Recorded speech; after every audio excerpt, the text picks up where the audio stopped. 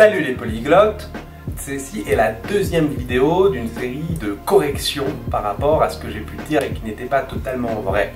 Dans la vidéo d'aujourd'hui, on va parler des articles partitifs, c'est-à-dire, comme en français, ceux qui permettent de parler d'une quantité vague, d'une partie d'un ensemble.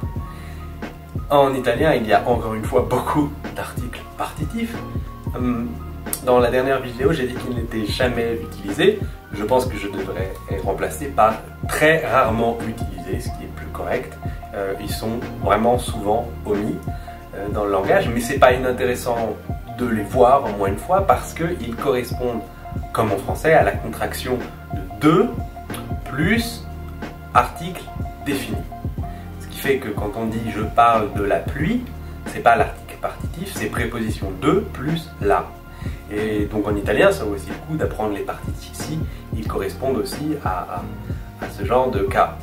Donc vous avez 7 articles partitifs, vous avez dit plus il se prononce del, D-E-L, vous avez dit plus lo, dello, vous avez dit plus L apostrophe, del, mais avec 2 L, une apostrophe, vous avez della pour dit plus la, ça ce sont pour la catégorie singulier. Pour le pluriel, vous avez 3 articles.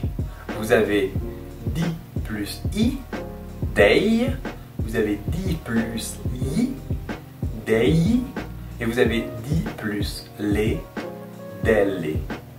Voilà, ce sont donc les 7 articles partitifs que vous pouvez utiliser. Si vous voulez parler d'une quantité vague, vous pouvez utiliser mangio del pane, je mange du pain. Donc très souvent c'est omis, au pluriel c'est un peu plus fréquent.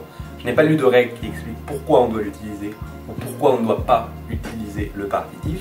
Ce que je sais, c'est que très souvent c'est omis, on n'a pas besoin de le mettre. C'est un peu plus fréquent au pluriel, encore une fois je ne sais pas pourquoi ou dans quelle situation, mais je pense que c'est l'usage qui vous permettra de savoir quand c'est approprié de mettre un article partitif. Si vous ne le mettez pas, encore une fois, de ce que j'ai lu, c'est pas grave. Donc c'est bien de les connaître parce que de toute manière vous devez savoir ces formes qui sont irrégulières, enfin qui sont des formes à apprendre mais qui sont un peu spéciales.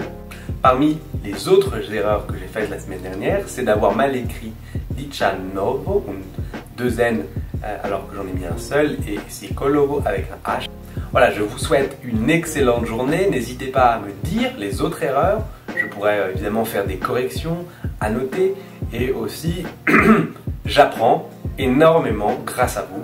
Merci pour les commentaires, pour les messages et pour me suivre sur les réseaux sociaux. Je vous souhaite une bonne journée. Ciao!